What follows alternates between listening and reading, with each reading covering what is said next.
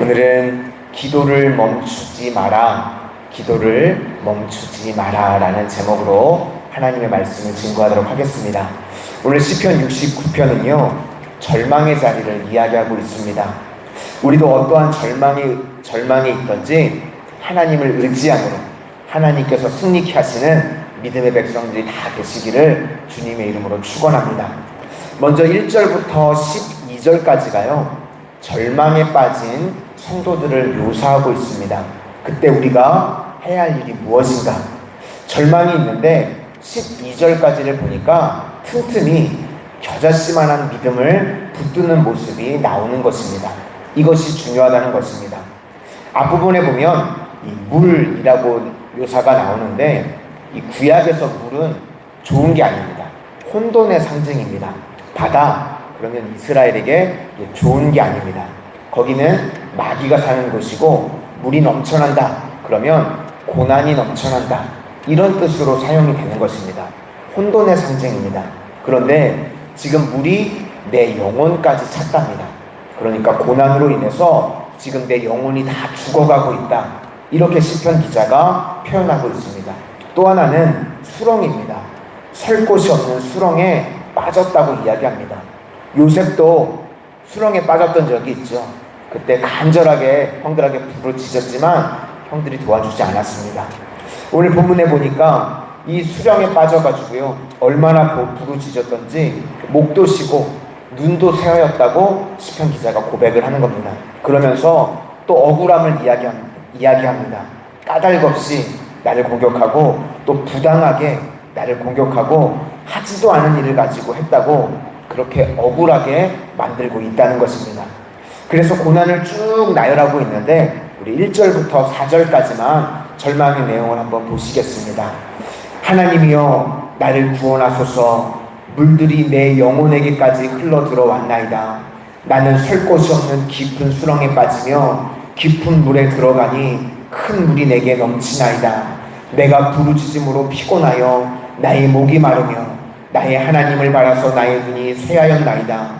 까닭없이 나를 미워하는 자가 나의 머리털보다 많고 부당하게 나의 원수가 되어 나를 끊으려 하는 자가 강하였으니 내가 빼앗지 아니한 것도 물어주게 되었나이다.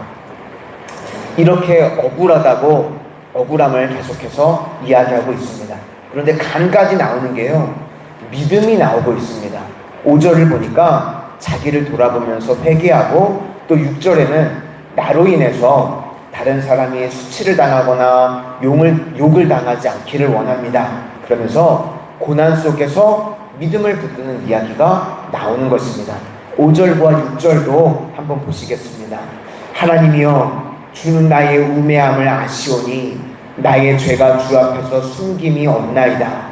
주 만군의 여호와여 주를 바라는 자들이 나를 인하여 수치를 당하게 하지 마옵소서. 이스라엘의 하나님이여 주를 찾는 자가 나로 말미암아 욕을 당하게 하지 마옵소서. 이렇게 믿음을 붙들면 어떠한 일이 벌어지는가? 이 믿음이라고 하는 것이요 폭발력이 있습니다. 그런데 배경이 중요합니다. 고난이 지속되고 있는데 또 계속 고난이 온다. 그때 겨자씨만한 믿음을 붙들면 그때는 엄청난 폭발력이 일어난다는 겁니다.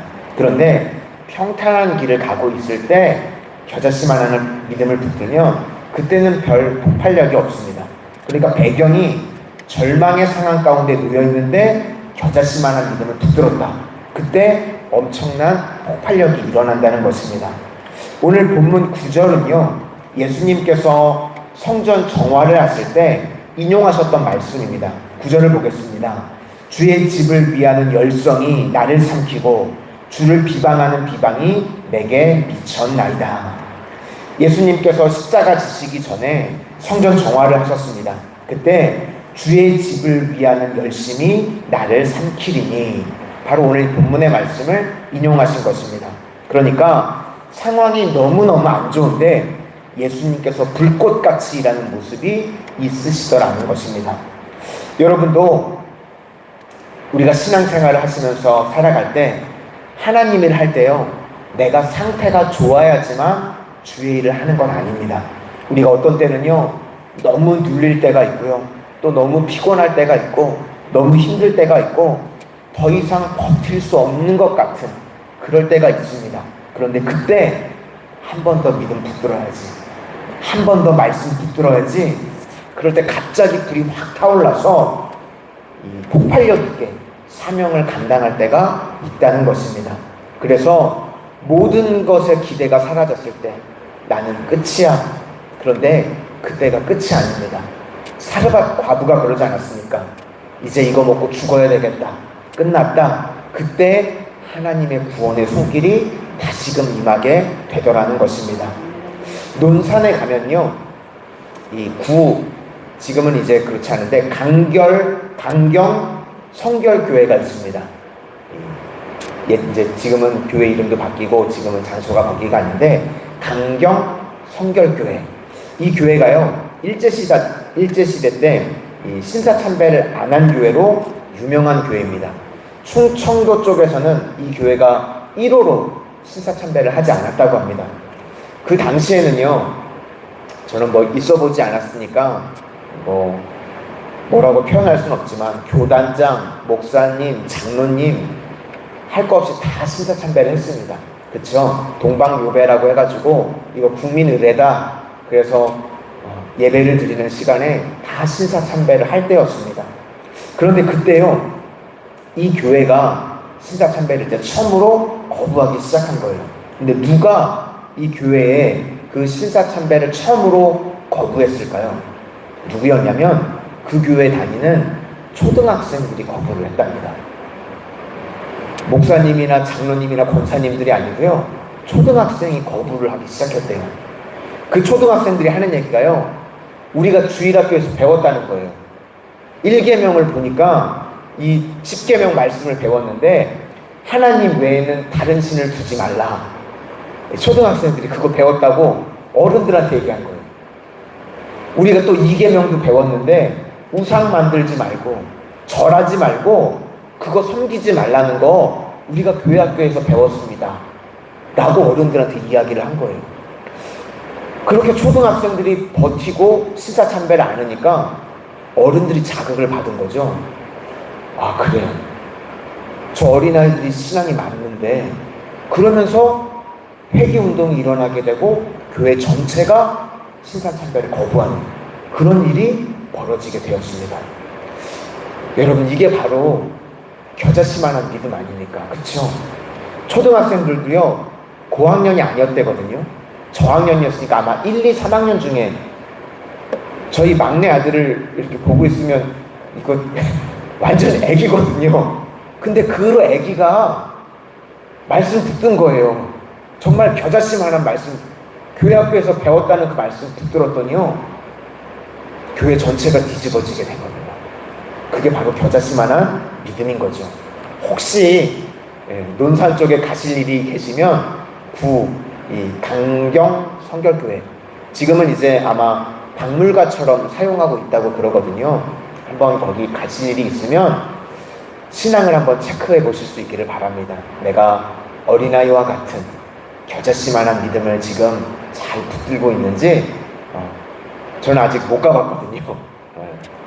저도 말씀만 듣고 글로만 본 건데, 한번 가시면 신앙을 체크해 볼 수 있는 시간이 되실 수 있기를 바랍니다.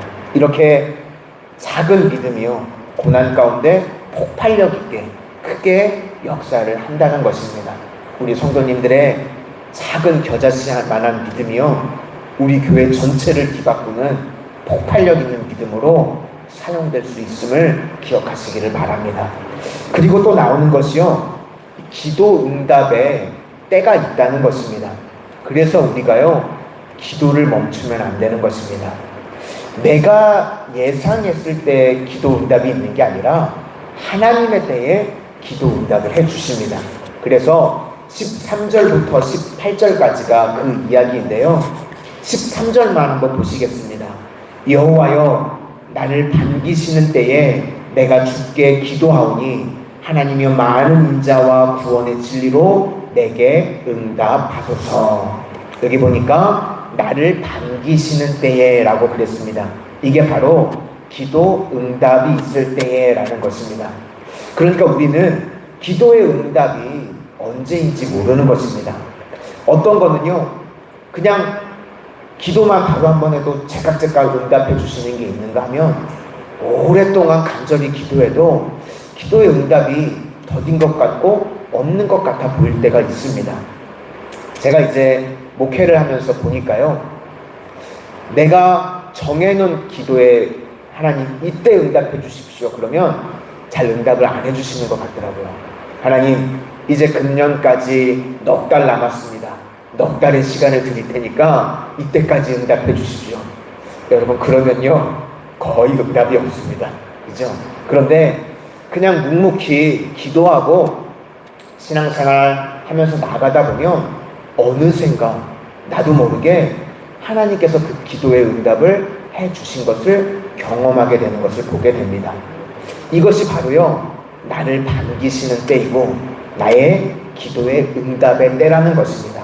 그래서 우리가 할 일은요, 늘 기도하는 것입니다. 그냥 딱 시간을 정해놓고 하나님 이때까지입니다. 이때까지 응답 안 해주시면 안 됩니다. 이게 아니라 늘 하나님 앞에 기도하는 겁니다. 그러면 하나님이 반기시는 때에, 기도의 응답의 때에 우리의 기도 제목 가운데 응답해 주신다는 것입니다. 이렇게 기도할 때 누리게 되는 은혜의 응답이요, 14절부터 18절까지입니다. 14절부터 18절까지 나를 수렁에서 건지사 빠지지 말게 하시고 나를 미워하는 자에게서와 깊은 물에서 건지소서. 큰 물이 나를 휩쓸거나 깊음이 나를 삼키지 못하게 하시며 웅덩이가 내 위에 덮쳐 그것에 입을 닫지 못하게 하소서. 여호와여, 주의 인자하심이 선하시오니 내게 응답하시며 주의 많은 긍휼에 따라 내게로 돌이키소서. 주의 얼굴을 주의 종에게서 숨기지 마옵소서. 내가 환난 중에 있사오니 속히 내게 응답하소서. 내 영혼에게 가까이 하사 구원하시며 내 원수로 말미암아 나를 속량하소서. 그러니까 대원칙은요, 늘 기도하는 백성은 세상에서 수치를 당하지 않는다는 것입니다. 그러니까 우리는 기도를 멈추지 않는 믿음의 성도님들이 다 되실 수 있기를 바랍니다. 그리고 이제 22절부터 29절까지는요, 이게 좀 막 유치한 기도가 나옵니다. 저주하는 기도거든요. 읽지는 않을게요. 오늘 시간이 이제 됐으니까 읽지는 않는데, 여기서 중요한 게 뭐냐면 이러한 유치한 기도라도 멈추지 않았다는 겁니다. 기도를 멈추지 않았다는 거예요. 하나님 앞에 하소연하고 하나님 앞에서 이 기도하는 것들이 중단되지 않았다는 것입니다. 그러니까 절망스러워서도 기도가 멈추지 않으니까 하나님께서 응답해 주셨다라는 것입니다. 그러니까 우리도요, 절망 가운데서 겨자씨만한 믿음 붙들고 날마다 늘 기도할 수 있는 하나님의 거룩한 백성들이 다 되시기를 주님의 이름으로 축원을 드립니다. 기도하겠습니다. 사랑의 주님, 오늘도 우리 마산 성은의 성도님들 새벽을 깨우며 기도를 멈추지 않고 기도의 자리에 나오게 하여 주신 것 감사를 드립니다. 어떠한 절망의 상황에서라도 겨자씨만한 믿음을 붙들고 그것 가지고 인내하고 기도하게 하여 주셔서 주님, 폭발력 있는 믿음의 역사가 저희들 삶 가운데 나타나지게 하여 주시고 기도를 멈추지 않고 기도할 때에 반드시 하나님의 때에 그 기도한 모든 것들이 응답받는 우리 축복의 성도님들이 다 되실 수 있도록 은혜 위에 은혜를 더하여 주시옵소서. 예수님 이름으로 기도드립니다. 아멘.